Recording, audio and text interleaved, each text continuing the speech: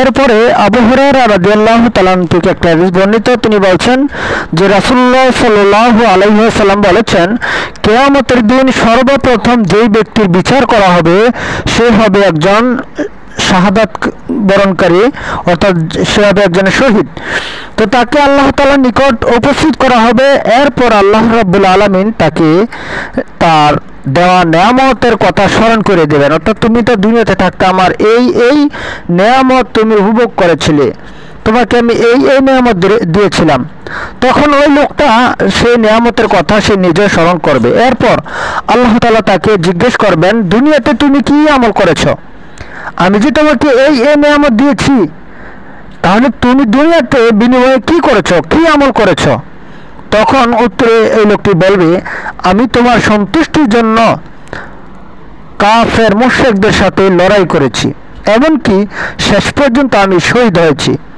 তখন আল্লাহ রাব্বুল আলামিন বলবেন, তুমি মিথ্যা বলছো, বরং তোমাকে যেন মানুষ বীর বাহাদুর বলে, তোমাকে যেন মানুষ বীরত্ব বলে, সেই জন্য তুমি কি করেছ? লড়াই করেছ, তুমি যুদ্ধ করেছ।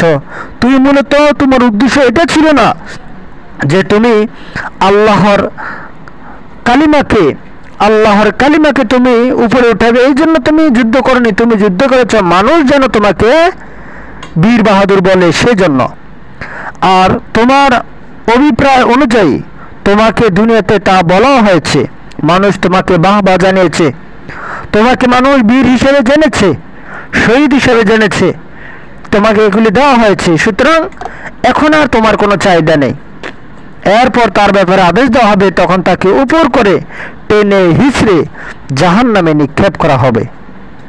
সম্মানিত দিনী ভাইরা, এরপর সেই ব্যক্তিকে বিচারের জন্য উপস্থিত করা হবে যে নিজে দ্বীনি ইলম শিক্ষা করেছে এবং অপরকে শিক্ষা দিয়েছে, অর্থাৎ দ্বীনের জ্ঞান নিজে অর্জন করেছে, অন্যকেও শিক্ষা দিয়েছিল, এমন ব্যক্তিকে ডাকা হবে। আর পবিত্র কোরআন অধ্যয়ন করেছে এবং অপরকে শিক্ষা দিয়েছে, তাকে আল্লাহ পাকের দরবারে হাজির করা হবে। এরপর তিনি তাকে নেয়ামত সমূহের কথা স্মরণ করিয়ে দিবেন এবং সেও তা স্মরণ করবে। আল্লাহ তাআলা তাকে তার দেওয়া যে নেয়ামত রয়েছে সেই নেয়ামত রাজির কথা স্মরণ করিয়ে দিবেন যে এই এই তোমাকে আমি দিয়েছি দুনিয়াতে, তুমি বিনিময়ে কি করেছ? এরপর তিনি তাকে যখন নেয়ামতের কথা স্মরণ করে দিবেন, তখন আল্লাহ তাআলা তাকে জিজ্ঞেস করবেন, এই সমস্ত নেয়ামতের শুকরিয়া জ্ঞাপনের জন্য তুমি কি আমল করেছ? প্রত্যুত্তরে সে বলবে যে আমি স্বয়ং দ্বীনি ইলম শিক্ষা করেছি এবং অপরকে শিক্ষা দিয়েছি, আমি কোরআন সুন্নাহর ইলম শিক্ষা অর্জন করেছি এবং সেই শিক্ষাগুলি মানুষের মাঝে বিতরণ করেছি, প্রচার করেছি, মানুষের ধারে ধারে পৌঁছে দিয়েছি এবং তোমার সন্তুষ্টির নিমিত্তে কোরআন তেলাওয়াত করেছি। তখন আল্লাহ রাব্বুল আলামিন বলবেন, না, তুমি মিথ্যা বলছো, আমার সন্তুষ্টির জন্য নয়, বরং তুমি এই জন্য ইলম শিক্ষা করেছো যে যেন তোমাকে কারি বলা হয়। আর তোমার অভিপ্রায় অনুযায়ী তোমাকে বিদ্বান ও কারিও বলা হয়েছে। তুমি এই জন্য মানুষের ধারে ধারে পৌঁছে দিয়েছ, ইলম শিক্ষা অর্জন করেছ এবং দিয়েছ, বিতরণ করেছ, এই জন্য যে তোমাকে যেন মানুষ বড় বিদ্বান বলা হয়, মানুষ যেন তোমাকে বড় বিদ্বান বলে, এবং এই জন্য কোরআন অধ্যয়ন করেছে যাতে তোমাকে মানুষ কারি বলে। আর এটা তোমাকে দুনিয়াতে দেওয়া হয়েছে, মানুষ তোমাকে কারি বলেছে, বিদ্বান বলেছে, যা তোমার জন্য প্রয়োজন দুনিয়াতে সেগুলি দেওয়া হয়েছে।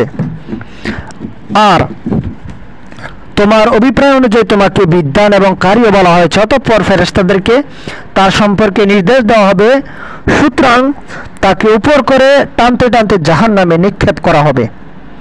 এরপর এমন ব্যক্তিকে বিচারের জন্য আল্লাহর দরবারে উপস্থিত করা হবে যাকে আল্লাহ তাআলা বিপুল ধন সম্পদ দান করে বিত্তবান করেছিলেন।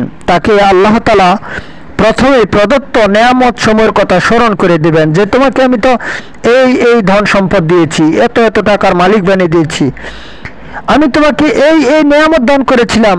আর সে তখন সমস্ত নেয়ামতের কথা অকপটে স্বীকার করবে।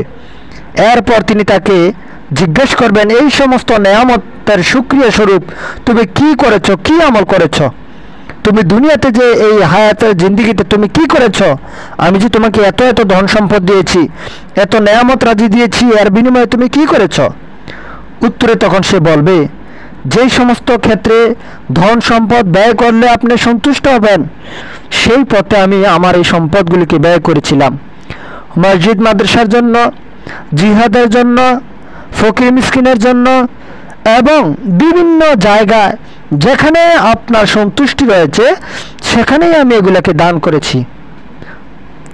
তোমার সন্তুষ্টির জন্য যেসব খাতের একটি পথও ব্যয় করতে ছাড়িনি, আল্লাহ তাআলা তখন বলবেন, না, তুমি মিথ্যা বলছো, তুমি মিথ্যা বলছো, আমার সন্তুষ্টির জন্য নয়, বরং তোমার এই উদ্দেশ্যে দান করা ছিল যে যাতে তোমাকে মানুষ বলে যে সে একজন দানবীর। সুতরাং তোমার অভিপ্রায় অনুসারে দুনিয়াতে তোমাকে দানবীর বলা হয়েছে। অতঃপর ফেরেশতাদেরকে তার সম্পর্কে নির্দেশ দেওয়া হবে, নির্দেশ মোতাবেক তাকে উপর করে টানতে টানতে জাহান্নামে নিক্ষেপ করা হবে। হাদিসটি সহিহ মুসলিমের 1905 নম্বর হাদিস, নেতৃত্ব অধ্যায়ে হাদিসটি রয়েছে 1943, মিশকাতে হাদিসটি রয়েছে 205, ইলম অধ্যায়ে। সুতরাং লোক দেখানো আমলের পরিণতি অত্যন্ত ভয়াবহ। কাজেই সর্বদা আমাদের নিয়তকে পরিশুদ্ধ করে রাখতে হবে এবং প্রতিটি কাজ একমাত্র আল্লাহ পাকের সন্তুষ্টির জন্যই করতে হবে, নচেত আমার এই শহীদি তামান্নাও বিফলে যাবে, আমার এই দান সাদাকা বিফলে যাবে। নচেত এই হাদিস অনুযায়ী আমাদের দান সাদাকা, আমাদের শহীদি তামান্না অথবা আমাদের এই এলেম অর্জন, এলেম প্রচার করা, এগুলি সব বিফলে যাবে।